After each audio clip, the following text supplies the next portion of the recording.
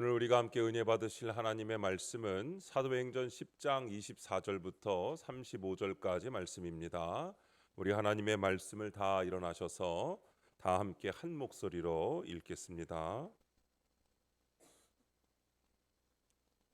이튿날 가이사랴에 들어가니 고넬료가 그의 친척과 가까운 친척들을 모아 기다리더니 마침 베드로가 들어올 때에 고넬료가 맞아 발 앞에 엎드려 절하니 베드로가 일으켜 이르되 일어서라 나도 사람이라 하고 더불어 말하며 들어가 여러 사람이 모인 것을 보고 이르되 유대인으로서 이방인과 교제하며 가까이 하는 것이 위법인 줄은 너희도 알거니와 하나님께서 내게 지시하사 아무도 속되다 하거나 깨끗하지 않다 하지 말라 하시기로 부름을 사양하지 아니하고 왔노라. 묻노니 무슨 일로 나를 불렀느냐.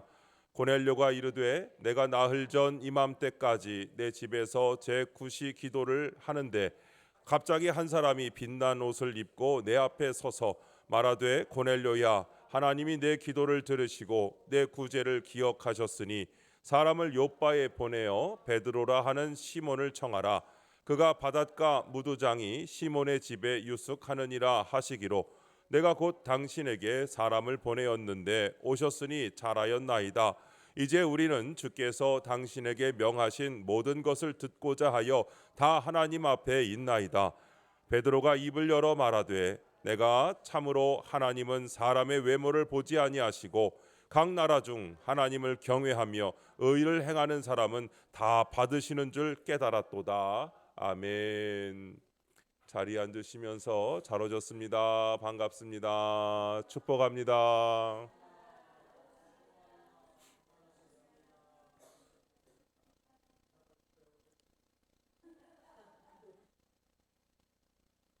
깨닫게 하소서라는 제목으로 말씀의 은혜를 함께 나누겠습니다.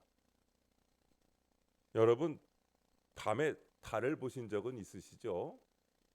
뭐 자주 보시잖아요. 그런데 달에 가보신 적은 없으시잖아요. 달에 갔던 대부분의 우주 비행사들이 거의 다 무신론자였다고 합니다. 그런데 달에 가서 우주의 그 무한하고 넓은 세계를 보고 나니까 그들의 사정이 달라졌다고 합니다. 우주의 경이로움 앞에서 하나님의 존재를 발견하게 되고 우주에서 위기에 처할 때마다 기도를 하게 되는데 순간순간 응답이 임하는 것을 경험하더랍니다. 그 후에 그들은 지구로 돌아와서 유신론자로 하나님을 믿는 사람들로 바뀌었다고 합니다. 사람은 어떤 특별한 계기를 가지게 될 때 깨닫게 됩니다. 그 깨달음은 그를 더 성숙시키고 나아가 더 넓고 큰 세계를 알게 됩니다. 그리고 불신자들에게는 하나님을 만나는 기회가 되기도 합니다. 또한 믿음의 사람들은 하나님의 뜻, 하나님의 섭리를 알고 그분 앞에 더 겸손하게 됩니다. 그리고 그 역사 앞에 순종하게 됩니다. 깨달음을 얻는다는 것은 모든 사람에게 참으로 중요한 일입니다. 오늘 하나님께서는 그런 의미로 우리에게 이 말씀을 주고 계십니다. 먼저 첫 번째로 베드로의 깨달음을 살펴볼 수 있습니다. 베드로가 하루는 무두장이 시몬의 집에서 기도할 때 환상을 하나님께서 보여주십니다. 하늘에서 내 귀퉁이를 맨 큰 보자기가 내려오는데 그 안에 이제 먹을 수 없는 짐승들이 막 담겨 있는 겁니다. 그것을 보고 있노라니 하늘에서 소리가 들립니다. 베드로야, 일어나 잡아먹으라. 보니까 먹을 수 없는 짐승들이 있는 겁니다. 먹어서는 안 되는 속된 짐승인 것을 척 보니까 알고 거절합니다. 베드로는 유대인이기 때문에 유대인의 율법과 전통에 의하여 속된 음식이라 구별되어 있는 것은 먹을 수가 없었습니다. 그러나 또 다시 소리가 들려옵니다. 사도행전 10장 15절의 말씀이 그것입니다. 하나님께서 깨끗하게 하신 것을 네가 속되다 하지 말라 하고 말씀하시고 그리고 그 그릇이 하늘로 올라가 버렸습니다. 그 일 후에 고넬료라고 하는 로마의 백부장이 종을 보내서 베드로를 청합니다.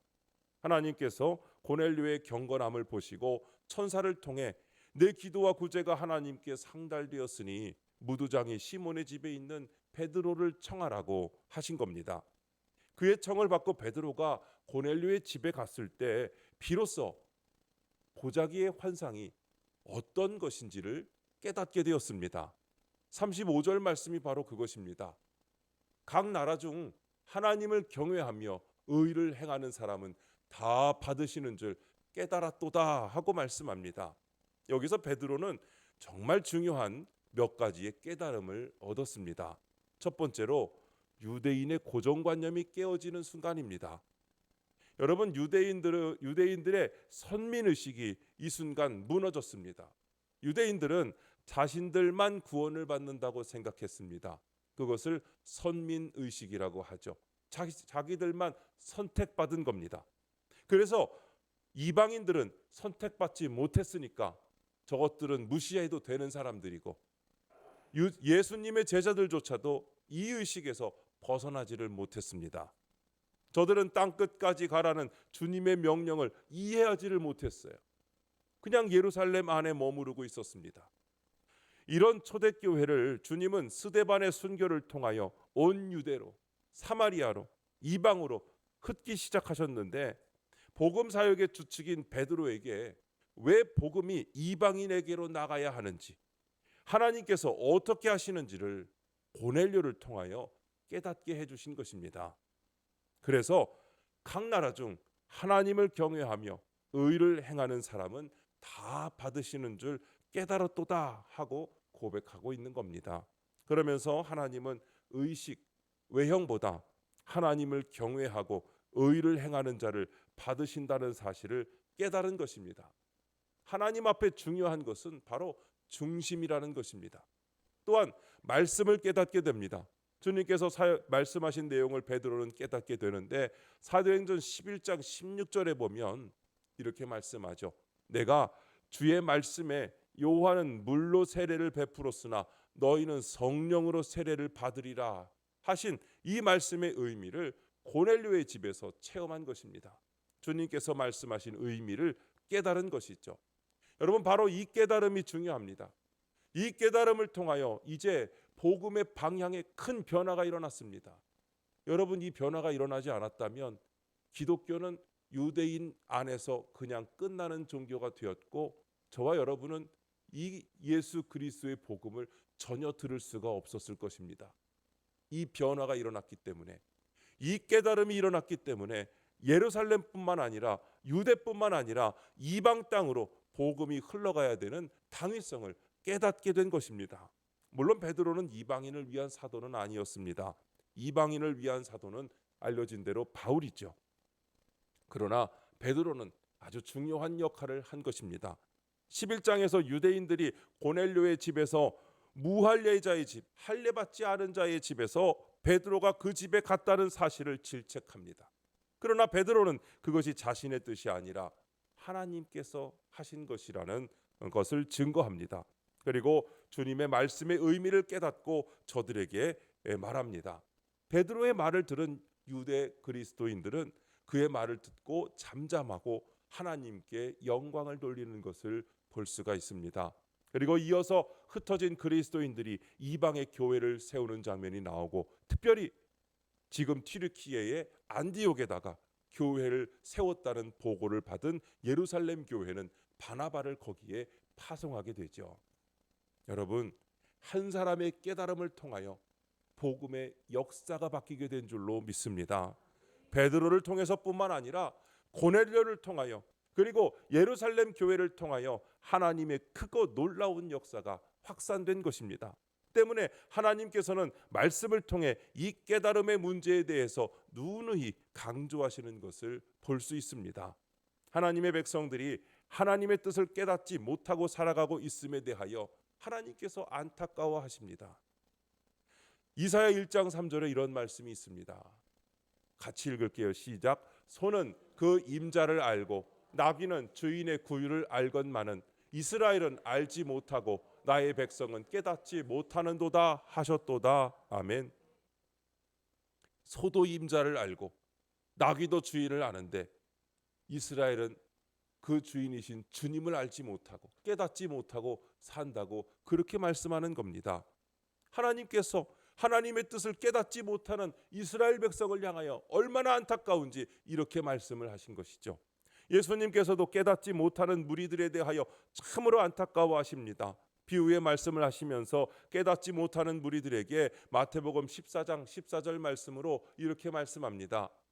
이사야의 예언이 그들에게 이루어졌으니 일러스되 너희가 듣기는 들어도 깨닫지 못할 것이요 보기는 보아도 알지 못하리라 했습니다.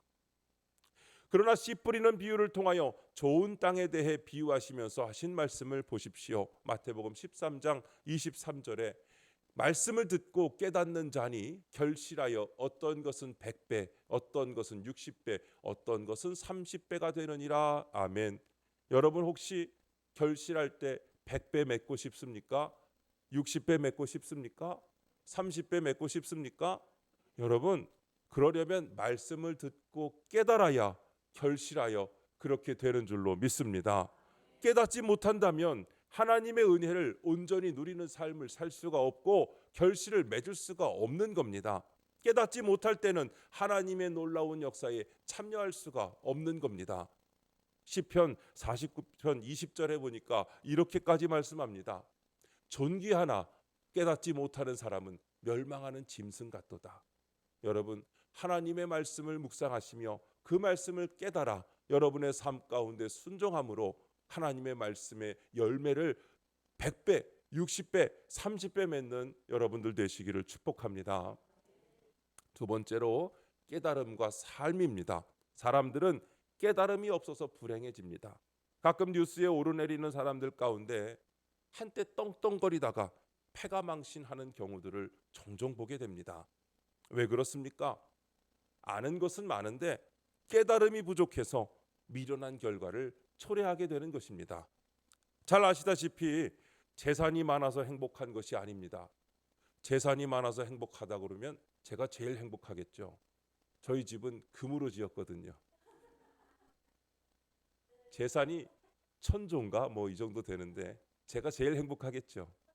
뭐 안 믿는 얼굴로 저를 보시지만 저희 집에 와서 벽이 뭘로 돼 있나 보세요. 그러면 다 그냥 금으로 그냥 다 천국 집에 있어요. 그렇게. 할렐루야. 여러분 농담인 건 다 아시죠? 또 오늘부터 저희 집에 와서 금 좀 달라고 하실까 봐 걱정됩니다. 여러분 재산 많아 행복한 거 아니지 않습니까? 내게 주신 축복을 깨닫지 못하기 때문에 불행한 것입니다. 아무리 많이 가졌어도 내게 주신 축복이 뭔지 모르면 불행합니다. 재난을 만났다고 해서 불행한 것도 아닙니다. 그 속에서 하나님께서 주시는 깨달음이 있다면 불행 가운데서도 행복을 찾아낼 수 있습니다. 문제는요, 깨달음입니다.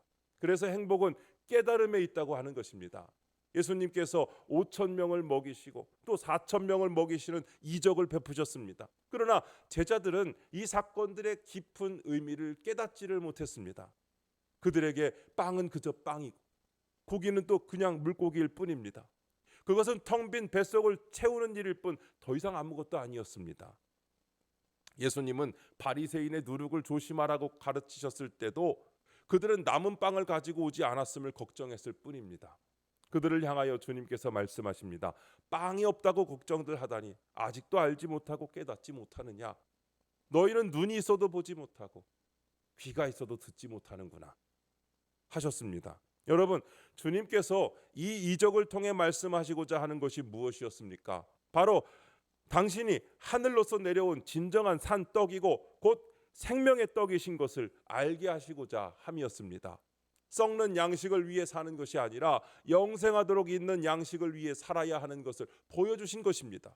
이것을 깨닫지 못함으로 저들은 계속 주님 앞에서 이상한 행동을 하고 엉뚱한 일을 하게 된 것입니다. 우리가 어떤 말씀을 듣더라도 여러분 그 말씀을 통하여 깨닫게 된다면 은혜가 됩니다. 우리가 은혜를 받았다고 하는 것은요, 깨달음을 얻었다는 말이죠. 말씀이 이해가 되고 깨달아지면 은혜 됐다고 그래요. 그런데 깨달아지지 않으면 아무리 대단한 말씀을 전했어도 은혜 못 받았다고 그래요.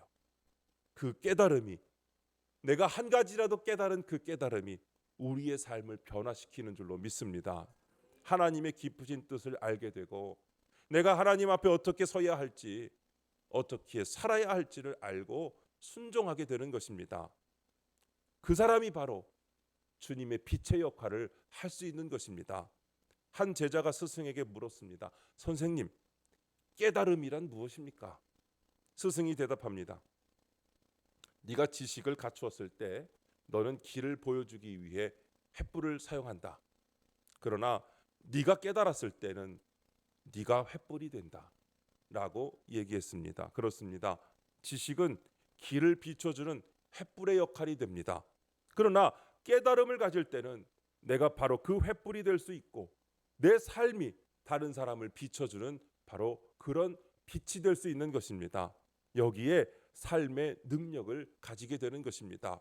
이제 더 중요한 것이 있습니다. 그것은 깨달음을 통하여 하나님의 의를 이루게 된다는 사실입니다. 하나님의 역사를 이루게 됩니다. 오늘 우리가 본 말씀이 그것입니다. 베드로는 처음에 그 보자기에 쌓였던 그 광주리에 있는 것들 부정하고 그 더럽다고 거부했습니다. 율법적으로 먹을 수가 없습니다. 그러나 그것이 하나님께서 이방인들에게 주시는 복음의 은혜라는 것을 깨달았습니다. 고넬료와 그 집안 사람들이 복음을 듣고 그들이 먹는 것이 무엇이든지, 그들이 이방이든지 아니든지 그들이 복음을 듣고 그리스도의 사람이 되는 것을 보면서 하나님의 은혜와 그 복음의 역사가 무엇인지를 드디어 깨닫게 된 것입니다. 그리고 저들에게 깨달음을 증거한 것입니다. 그 증거는 그 순간만이 아니라 이제 이방을 향하여 가게 되었고 사마리아와 온 유대와 예루살렘과 온 유대와 사마리아와 땅 끝까지 주님의 복음이 증거되게 된 줄로 믿습니다.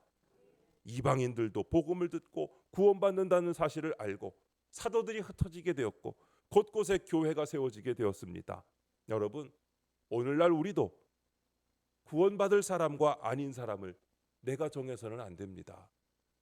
내가 누구는 맞다고 하고 누구는 아니라고 하고 누구는 천하다고 하고 누구는 거룩하다 하고 무슨 자격으로 그렇게 말하겠습니까? 우리도 죄 많은 이방인이었지만 예수 그리스도의 보혈의 은혜로 자격이 없는데 구원받게 된 것을 깨닫는다면 그 복음을 들고 다른 사람에게 가서 복음을 전해야 할 줄로 믿습니다. 그게 누구든지 그 자격은 주님이 정하시는 것이기에 나는 그 복음 들고 내가 받은 은혜를 가서 전하는 것이 우리의 사명된 줄 믿으시기를 바랍니다. 세 번째로 깨닫게 하소서입니다. 깨달음을 위해 기도하시라는 겁니다. 하나님, 깨닫게 하옵소서. 깨달음은 아는 것이 아닙니다. 아는 것과 깨닫는 것은 다릅니다. 안다는 것은 이성의 기능에 근거해서 합리적으로 이해하는 걸 말합니다. 그게 아는 거예요. 깨달음이란 지혜를 생산하는 것으로 알고 느끼고 결단하는 종합적인 지식입니다. 지정의가 합쳐진 그런 지식입니다. 이것을 우리가 스스로 얻을 수 있는 것이 아닙니다. 그것은 성령께서 깨닫게 해주셔야 됩니다. 사랑하는 여러분, 이것을 아는 것이 먼저 중요합니다. 따라하시죠. 깨달음은 하나님의 선물이다. 아멘.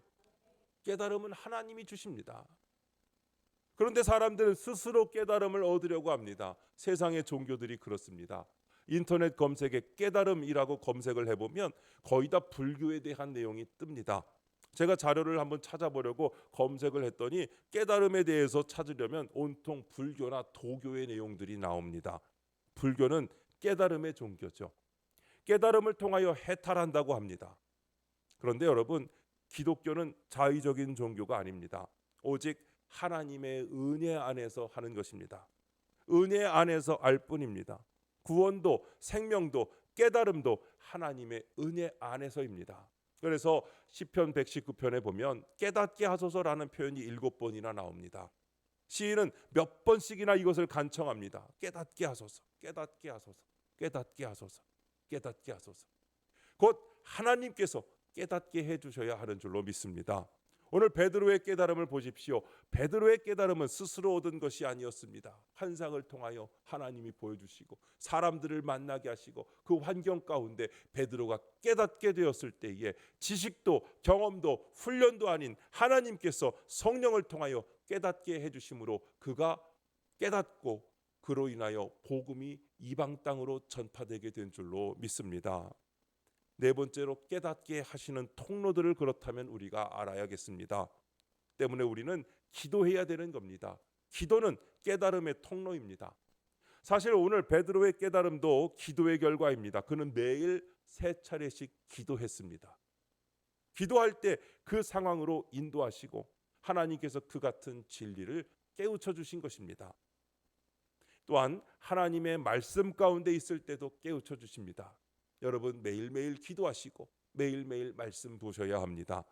다니엘서 9장에 보니까 다니엘이 하나님의 말씀을 펼쳐 들었을 때 유다가 바벨론의 포로에서 1년 후면 해방되어 고국으로 돌아갈 것이라는 사실을 깨닫습니다.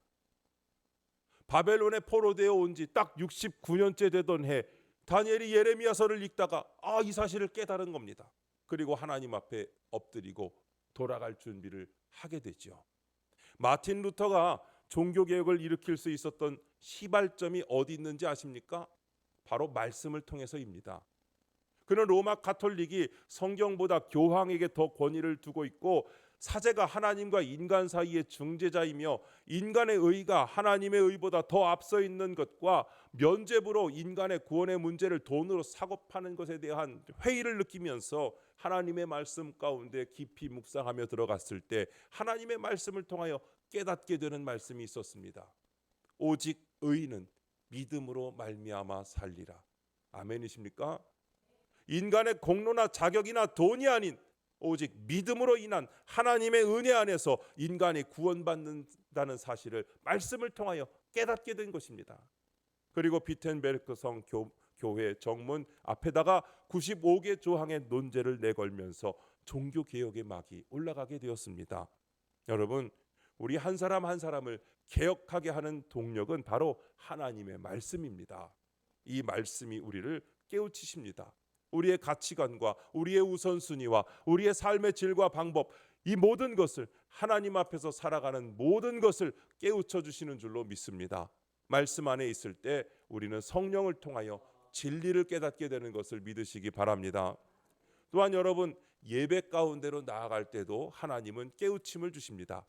시편 73편에 보면 시인은 악인이 형통함을 보면서 고민하게 됩니다. 여러분도 그런 고민 해보셨습니까? 왜 의인은 고난을 당하고 악인은 형통한가?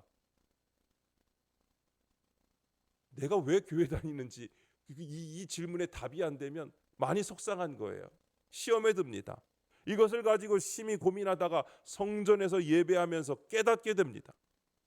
이 시인도 그 고민을 하다가 깨닫게 된 거예요. 저들이 결국은 망한다는 사실이죠. 결국은 망한다는 겁니다. 그리고서는 고백합니다. 시편 73편 17절이죠. 같이 읽겠습니다. 시작. 하나님의 성소에 들어갈 때에야 그들의 종말을 내가 깨달았나이다. 아멘. 한 남성이 부인과의 약속 때문에 어쩔 수 없이 술을 많이 먹은 채로 취한 채로 예배 시간에 와서 참석했습니다. 저 뒤에 앉았어요. 그런데 자신도 모르게 막 펑펑 울게 되었습니다. 눈물이 자꾸 나오는 거예요. 왜 그런지 알 수가 없습니다. 술을 먹어서 그런가? 막 그냥 눈물이 막 철철 나는 거예요. 찬양을 드리고 말씀을 듣는데 계속 눈물이 흐르기 시작합니다. 예배 시간 내내 눈물을 훔치면서 누가 갖다 준 휴지를 또 갖다 줘서 눈물 닦으면서 예배를 다 드렸어요. 그 시간에 자신이 얼마나 무지하고 어리석은 존재인지 얼마나 큰 죄인인지를 깨달은 겁니다. 그리고 하나님의 은혜가 또 얼마나 큰지도 깨달았습니다. 또한 이제 자신이 어떻게 살아가야 할지 또 어떻게 이 땅에서 살아야 할지를 깨닫게 되었습니다. 그날 성령께서 얼마나 강하게 그 예배 시간을 통하여 역사하셨는지 그분은 그날 이후 완전히 새로운 사람이 되었습니다. 그 많이 먹던 말술을 끊고 완전히 변화가 되어서 집사님이 되고 권사님이 되어서 지금도 믿음 생활을 잘하고 있습니다. 제가 전에 있던 교회에서 실제로 있었던 일입니다. 여러분, 성령께서 우리를 변화시켜 주신다는 사실을 여러분 믿으시기 바랍니다. 또한 고난을 통하여 하나님은 깨우침을 주십니다. 욥이 10자녀를 잃고 그 많은 재산 다 잃은 다음에 본인은 악창에 걸리는 고난을 당하면서 그가 너무 괴로운데 그가 얻은 것은 하나님에 대한 깨달음입니다. 고난 가운데서 욥은 하나님의 섭리를 깨달았습니다. 하나님에 대해 단지 귀로 듣기만 했었는데 이제는 눈으로 보게 된 것입니다. 이 욥을 하나님께서는 새로운 가정과 10자녀 그리고 그의 재산을 처음보다 2배로 더 축복해 주신 줄로 믿습니다. 사람이 시험을 당하고 고난을 받으면 위축됩니다. 누구나 그렇습니다. 처음부터 강해질 수 있는 것이 아닙니다. 그러나 그 안에서 깊은 깨달음을 얻을 때 하나님께서 우리를 더 온전하고 구비하여 조금도 부족함이 없는 사람으로 세우시기 위한 방법인 것을, 경로인 것을 알게 되는 것입니다. 그리고 하나님의 은혜와 축복의 자리에 참여하게 되는 것입니다. 사랑하는 성도 여러분, 우리의 삶의 행복과 불행은 깨달음에 있습니다. 우리가 은혜 안에서 사느냐, 무감각하게 사느냐, 또한 이 깨달음에 있습니다. 더욱 중요한 것은 우리가 하나님의 뜻을 이루고 하나님의 진리 안에서 얼마나 은혜롭고 복되게 살아가느냐, 능력 있게 살아가느냐 하는 것도 깨달음에 있습니다. 저는 요즘 이 깨달음을 주시는 하나님께 얼마나 감사한지 모릅니다. 지금에 멈추지 않고 오늘 앞으로 하나님께서 나에게 원하시는 것이 무엇인지 기도할 때, 그리고 말씀을 볼 때 깨닫고 또 깨닫게 될 때에 그것이 우리에게 감사와 기쁨인 것을 여러분 아시기를 바랍니다. 이 시대가 바로 가고 있는지, 내가 바로 가고 있는지, 무엇을 위하여 어떻게 가야 할지를 오직 하나님의 뜻을 이루며 살아가는 겁니다. 그러면 여러분 행복합니다. 사랑하는 성도 여러분, 깨달음의 능력을 통하여 더 은혜로운 삶과 능력 있는 삶이 되시고 열매 맺는 삶이 되시기를 주님의 이름으로 축복합니다. 기도하겠습니다. 하나님 아버지, 오늘 주님의 말씀을 통해 깨달음의 소중함을 깊이 깨닫게 하심에 감사드립니다. 베드로가 주님의 인도를 통해 이방인들에게도 복음이 전해져야 함을 깨달았던 것처럼 우리도 주님의 뜻을 깨닫고 순종할 수 있는 지혜와 용기를 주시옵소서.